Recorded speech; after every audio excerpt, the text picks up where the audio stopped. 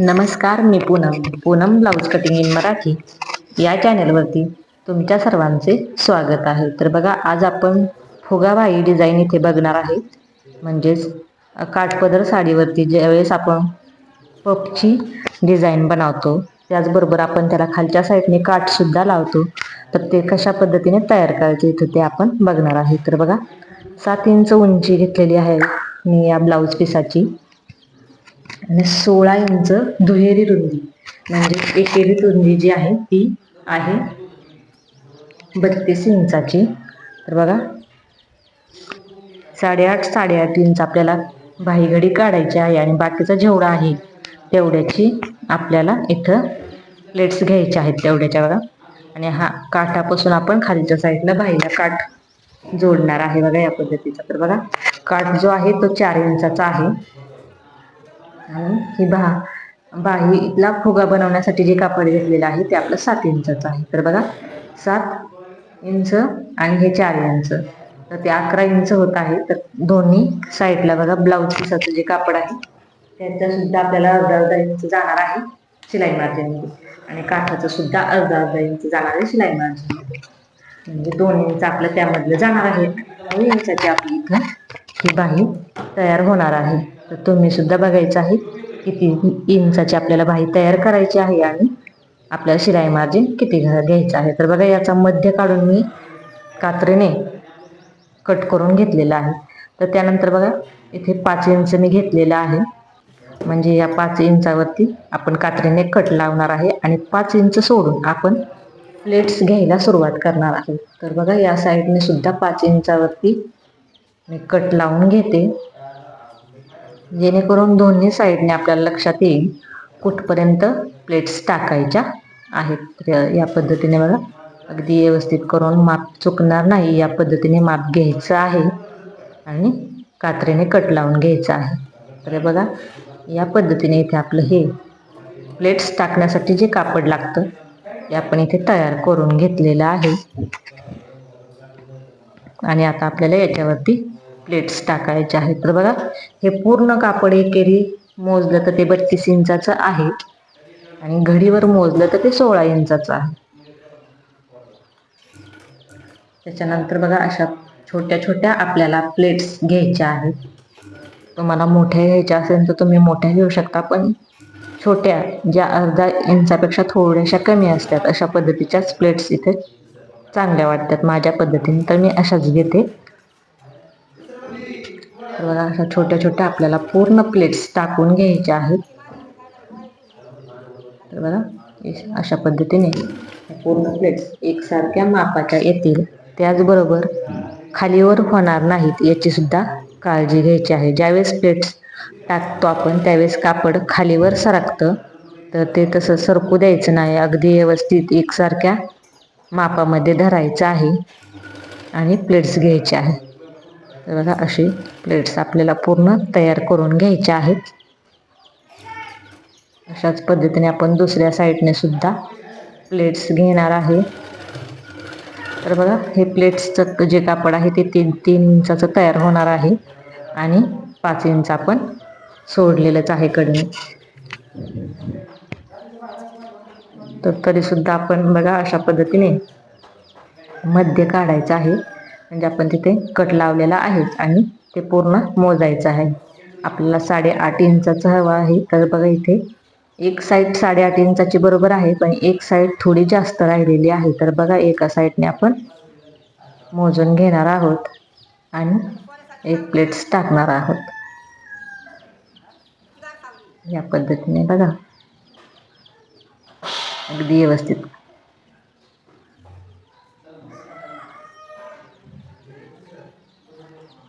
तर बघा, या साईडने एक प्लेट मी टाकून घेत आहे, जेणेकरून दोन्ही साईडचं जे मार्जिन आहे ते व्यवस्थित राहील किंवा जे कापड आहे ते एकसारखं दिसेल.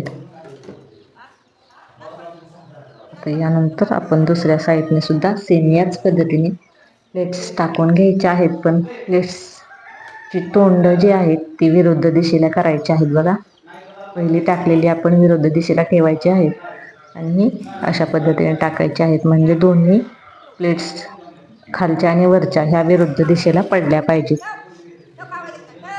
त्यामुळे आपल्या जो स्लीवचा फुगा आहे तो अगदी व्यवस्थित आणि सुंदर असा येईल.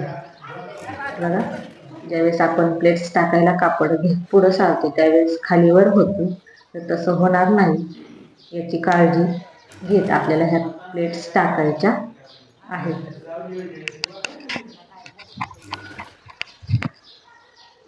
या पद्धतीने बघा पूर्ण प्लेट्स ज्या आहेत ते एकसारख्या पद्धतीच्या आल्या पाहिजेत. म्हणजेच प्लेट्सचं जे माप आहे ते एकच ठेवायचं आहे, कमी जास्त करायची नाही.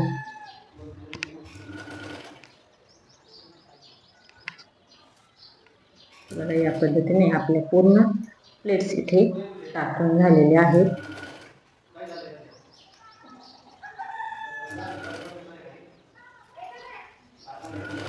या पद्धतीने त्यानंतर हे एक्स्ट्राचे धागे दोरे कट करायचे आहेत. तर बघा, इथे मी याला अस्तर जॉईन करणार नाही, हे जे कापड आहे ते आहे असंच ठेवणार आहे. त्यानंतर आता आपण खालच्या साईडने काठ जोडून घेऊया, जे आपण काठासाठी कापड घेतलेलं आहे. तर बघा, याचा मध्य घ्यायचा आहे काढून अगदी व्यवस्थित. जरी एक्स्ट्राचं कडेला कापड असेल तर ते तसं सोडायचं आहे आपल्याला. तर इथं असतं आपला काठ जो आहे तो उलटा सुईचा बघून घ्यायचा आहे. त्याची डिझाईन व्यवस्थित बघून घ्यायची आहे, उलटी सुईची होणार नाही याची काळजी घ्यायची आहे. आणि बघा, अशा पद्धतीने हा काठ जॉईन करून घ्यायचा आहे. अर्धा इंच मार्जिन जे आहे आपलं ते धरायचं आहे, कमी जास्त मार्जिन करायचं नाही. या पद्धतीने बघा पूर्ण काठ इथं मी जॉईन करून घेतलेला आहे. आता या काठाला आपण अस्तर जॉईन करून घेणार आहोत. तर बघा, या पद्धतीने व्यवस्थित बघायचं आहे आपली टीप बरोबर आहे का. तर बघा, इथे थोडंसं तिरकं गेलं होतं तर मी इथे सरळ करून घेतलेलं आहे. तर बघा, प्लेट्सचं जे जॉईंटचं कापड होतं ते अगदी मी टिप मारलेलं कापड व्यवस्थित काठामध्ये अटॅच करून घेतलेलं आहे. त्यानंतर आता इथे आपल्याला काठाला अस्तर जॉईन करायचं आहे. बघा, तर बघा, अस्तरचं कापड इथे मला कमी पडलं होतं त्यामुळे मी अशा पद्धतीने धरते, जेणेकरून बरोबर मध्यभागी जे आपल्याला लागणार आहे दंडघेराचं जे माप आहे तिथपर्यंत आपल्याला हे अस्तर पुरणार आहे. तर त्यासाठी दोन्ही साईडला मी थोडं थोडं हे बघा अशा पद्धतीने अस्तर कमी कमी धरलेलं आहे. नाहीतर एकाच साईडला आपण अस्तर जोडायचो आणि दुसऱ्या साईडला कमी पडेल, त्यापेक्षा आपण दोन्ही साईडने थोडं थोडं कमी धरायचं आहे आणि मध्यभागी जोडायचं आहे. त्यानंतर आता इथे दाबटीप देऊन घेऊया. तर बघा, हे अस्तरचं कापड वर दिसणार नाही अशा पद्धतीने ही दाबटीप आपल्याला द्यायची आहे. हे बघा, या पद्धतीने इथे दाबटीप देऊन झालेली आहे. आणि आता बघा, आपल्याला हा या साईडने सुद्धा अस्तर जॉईन करून घ्यायचं आहे. तर त्याच्या आधी बघा, अशा पद्धतीने अस्तरला टिप मारून घ्यायची आहे. बघा, अर्धा इंचाचं जे मार्जिन आहे आपल्याला आपलं ते धरून टिप मारायची आहे.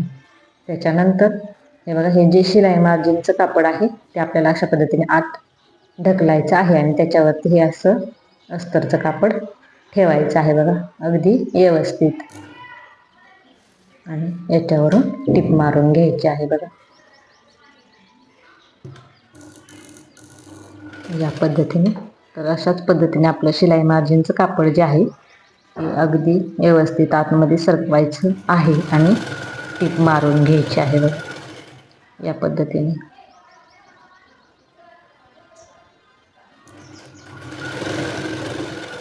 इथं पूर्ण टीप मारून झालेली आहे.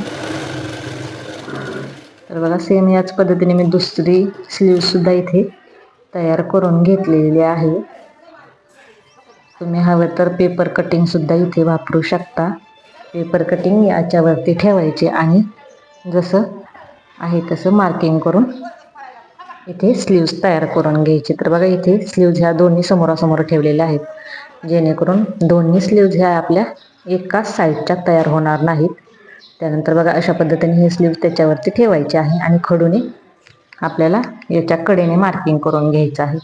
म्हणजे बाकीचे राहिलेले जे एक्स्ट्राचं कापड आहे ते आपल्याला कट करून घ्यायचं आहे.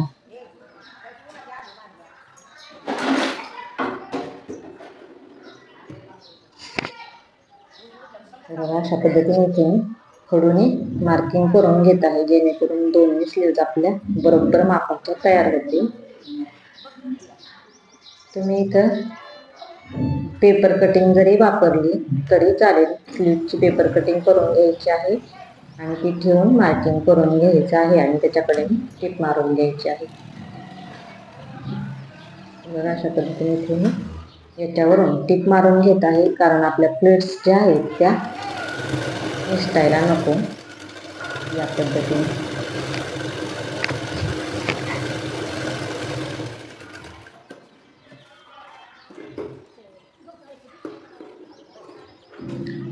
त्याच्यानंतर आता हे एक्स्ट्राचं जे कापड आहे ते आपल्याला करून काढायचं आहे. या पद्धतीने बघा हे तिरकं सुद्धा कट करून घ्यायचं आहे. तुम्ही इथं पेपर कटिंग वापरायची आहे.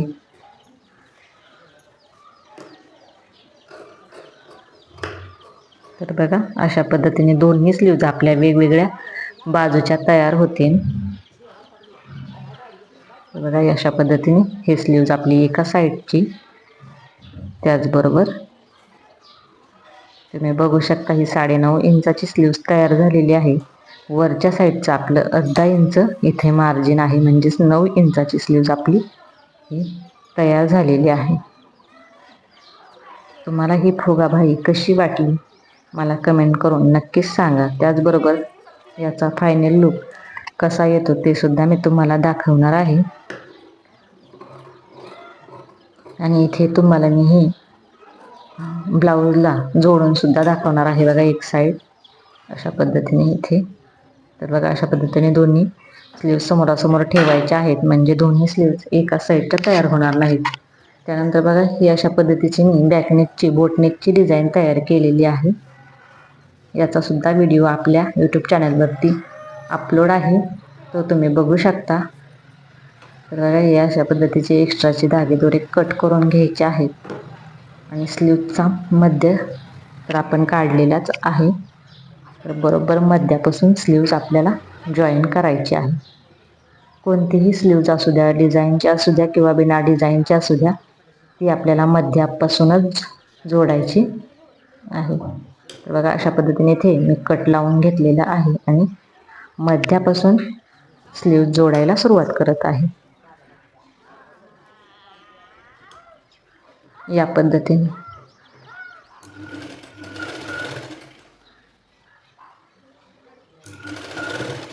आपलं अर्धा इंचचं जे मार्जिन आहे ते धरत आपल्याला ही स्लीव्ज ब्लाऊजला जॉईन करायची आहे. त्यानंतर आता मध्यापासूनच दुसऱ्या साईडला सुद्धा जॉईन करायची आहे.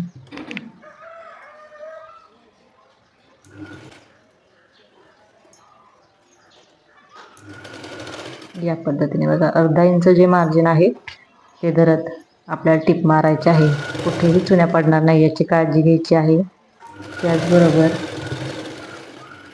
प्लेट्स आपल्या जे प्लेट्स टाकलेले आहेत ते सुद्धा व्यवस्थित लक्ष देऊन टिप मारायचे आहे. कोणतीही स्लीव्ज असू द्या, ज्यावेळेस आपण ब्लाऊजला जोडू त्यावेळेस अशा पद्धतीने डबल टिप मारून घ्यायची आहे.